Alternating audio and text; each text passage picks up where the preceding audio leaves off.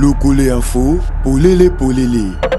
Lors de la séance plénière du lundi 2 juin 2025, l'Assemblée provinciale du Kouilou a examiné les programmes d'action du gouvernement provincial présentés par le gouverneur Philippe Akamituna. L'élu de Gungu, honorable David Livingstone Mabanza, rapporteur adjoint, a formulé les recommandations fortes plaidant pour des réformes urgentes dans plusieurs secteurs clés, notamment la réhabilitation de la route 622 Batiamba, Gungu, Kakobola, la surfacturation du prix d'eau par la régie des eaux à Gungu, la mécanisation des enseignants nouvelle unité dans toute la province, la création d'une mutuelle de santé des enseignants et aussi dans les domaines sécuritaires, les conflits coutumiers à Gungu, historiquement marqués par des violences intercommunautaires comme en 2019 entre le groupe Pende et Tchokwe, ont été évoqués comme un frein à la stabilité. Mabanza a demandé une médiation renforcée pour prévenir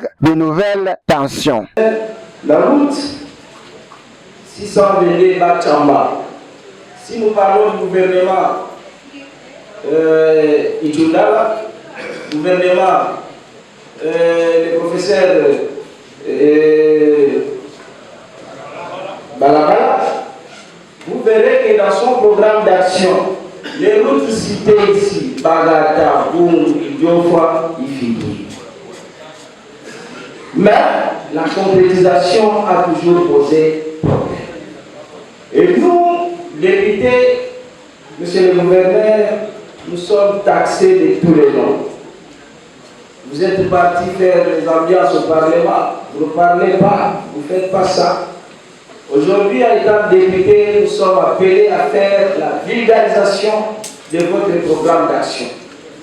Le 29, nous allons rentrer, je vais rentrer chez moi à Gungu.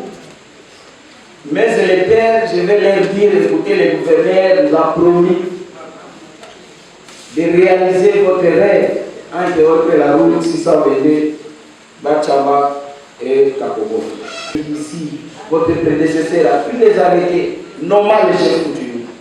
Je voulais citer dans mon territoire un conflit dans le groupement de Mohane, un conflit dans le groupement Kang et un conflit dans le groupement Kifuza. Les gens ont pris des armes, excellence de pour s'entretuer.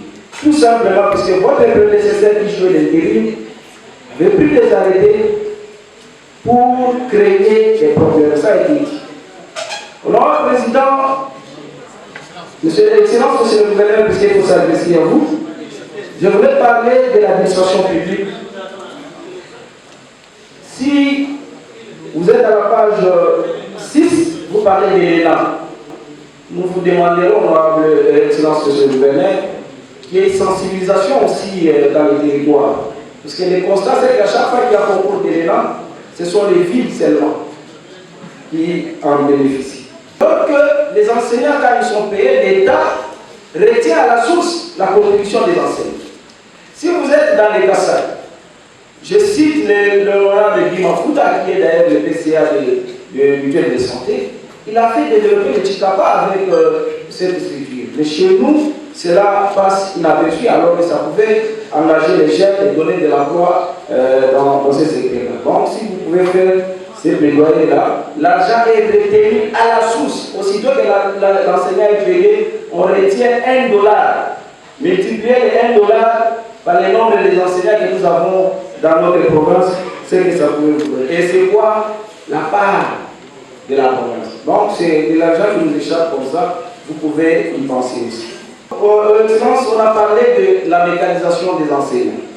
Je voulais signaler ici que la mécanisation des enseignants, aujourd'hui, c'est au niveau provincial.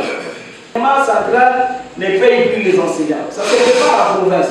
Donc vous avez les directeurs de la province, c'est lui qui prépare la paie et qui soumet au gouvernement central. Qu'est-ce qui se passe? Pourquoi il n'y a pas de mécanisation? La plupart de nos écoles en province souffrent des arrêtés authentiques. Voilà notre recommandation. Voilà notre recommandation.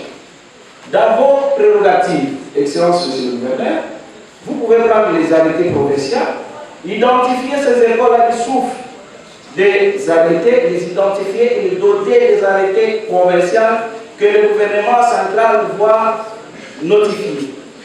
Et là, ça va permettre au Niprocet de mécaniser ces enseignants que vous appelez LP. Faute de quoi, aussitôt on check l'arrêté d'une école et que l'école n'est pas reconnue officiellement, ils vont demeurer impayés. C'est une recommandation dans ce sens-là. Et nous vous félicitons aussi d'avoir pensé à créer cette structure que vous avez appelée service provincial de perception des frais scolaires et évaluation. Nous vous félicitons pourquoi? Puisque nous pensons qu'avec cette structure, ça va nous permettre de connaître réellement l'effectif et le nombre exact des élèves. C'est que les enfants payent, puisque les gestionnaires, je suis gestionnaire moi, ne donnent pas avec effectivité le nombre exact des élèves. Donc, à chaque étape. Il a également soulevé la demande de la société civile pour l'installation d'une banque à Gungu. Le gouverneur a pris acte de ces recommandations, s'engageant à prioriser la réhabilitation des routes et la collaboration avec la régie des eaux pour réajuster les tarifs. Cette séance a marqué une avancée dans les réponses aux défis du Kwilu avec un engagement concret du gouvernement provincial. Les prochains mois seront déterminants pour la mise en œuvre. Locole Info, Polele Polele.